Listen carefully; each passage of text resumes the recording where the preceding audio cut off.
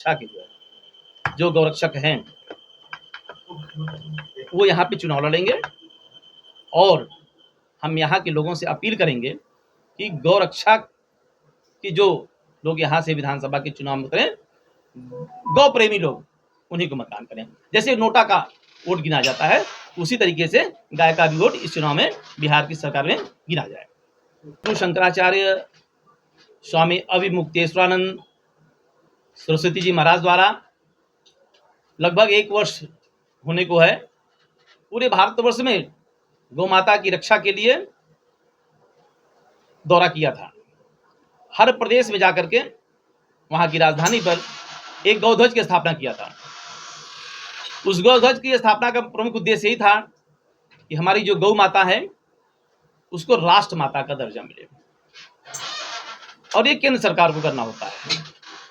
और हमारी गौ माता को जो पशु की सूची में डाल रखा है, क्योंकि हमारे शास्त्रों में कहा गया है पशुओं न गावः, इसलिए पशु जो है वो गाय जो है वो पशु नहीं है, वो माता है। तो पशु की सूची से निकालकर उस गौ माता को माता की सूची में डाला जाए और माता के रूप में प्रतिष्ठापित किया जाए। इसका एक बहुत बढ़िया उदाहरण, जब जगतगुरु शंकराचार्य जी पूरे भारतवर्ष की यात्रा पर निकले हुए थे तो महाराष्ट्र भी गए थे और महाराष्ट्र की सरकार ने जो है जगतगुरु शंकराचार्य जी की बात को ध्यान में रखते हुए उनकी बात को माना और मानते हुए जो है उन्होंने राज्य माता का दर्जा प्रदान किया। जो है भारतवर्ष की पहली महाराष्ट्र की एकनाथ शिंदे की सरकार थी जिसने शंकराचार्य जी की बात को मानते हुए राज्य माता का दर्जा प्रदान किया। तो एक प्रदेश सरकार का भी अपना प्रोटोकॉल होता है, उसका अपना एक अधिकार क्षेत्र होता है। हम यहाँ की बिहार की सरकार से भी मांग करते हैं कि वो एकनाथ शिंदे की सरकार से कुछ सीखें और गौ माता को कम से कम राज्य माता का दर्जा जो वो कर सकते हैं वो प्रदान करें।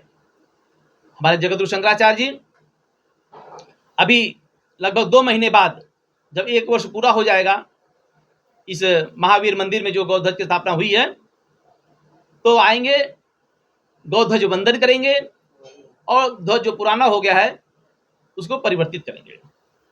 हम पूरे भारतवर्ष में क्योंकि हम लोग देख रहे हैं जगतगुरु शंकराचार्य जी ने काफी चिंतन किया तो पाया कि आखिर क्या कारण है कि इतने वर्षों से गौ माता को वो सम्मान नहीं मिल पा रहा है जो मिलना चाहिए।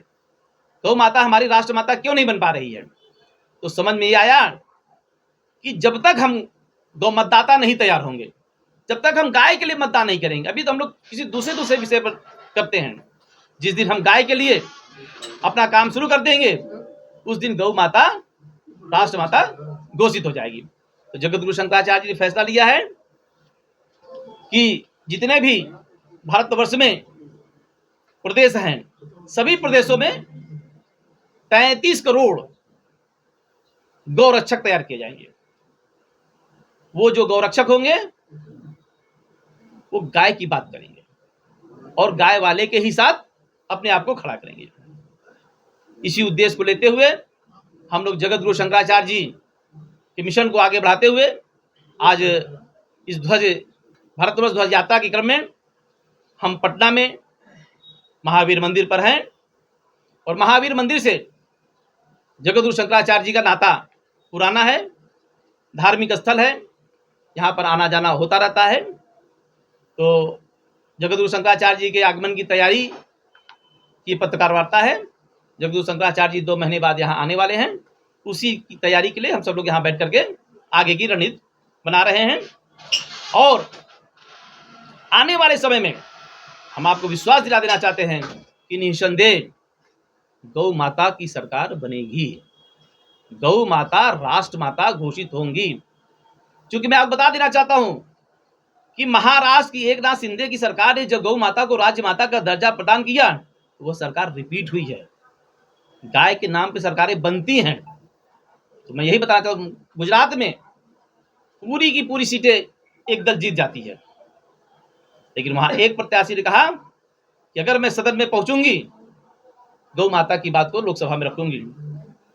वहां की पूरी सीट एक दल जीतती है, लेकिन जो गाय की बात करने वाली प्रत्याशी थी वो अपना सीट वहां से निकाल लेती है। यानी कहने का तात्पर्य है कि गाय के नाम पर सरकार बनती है और गाय के नाम पे सरकार बिगड़ती है।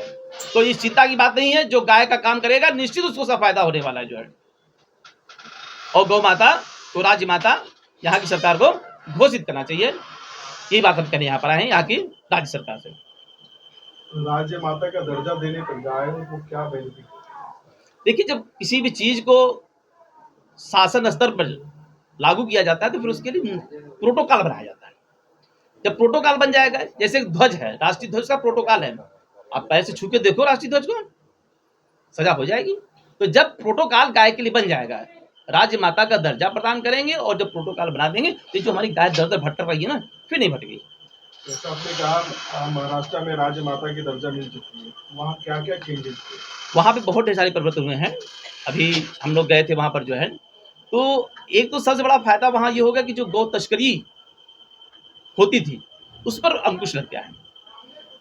गाय हमारी दर दर भटक नहीं रही है। सरकार कोशिश कर रही है कि गाय की ट्रैकिंग की जाए। अभी हम गए थे, बात किया, तो उन्होंने ट्रैकिंग के लिए जो है एक सिस्टम बनाया है कि वो गाय जो हमारी जो देसी नस्ल की वेद लक्षणा गाय है वो हमेशा ट्रैकिंग पर रहेगी, और ट्रैकिंग पर रहेगी तो फिर गलियों में सड़कों पर इधर उधर नहीं भटकेगी। अभी स्थिति पहले से बेहतर हुई है, समय लगेगा क्योंकि अभी शुरुआत ही किया है, महाराष्ट्र सरकार ने अभी शुरुआत ही किया है, लेकिन निश्चित ही जो है 2-4 साल में इसके बहुत अच्छे परिणाम आएंगे।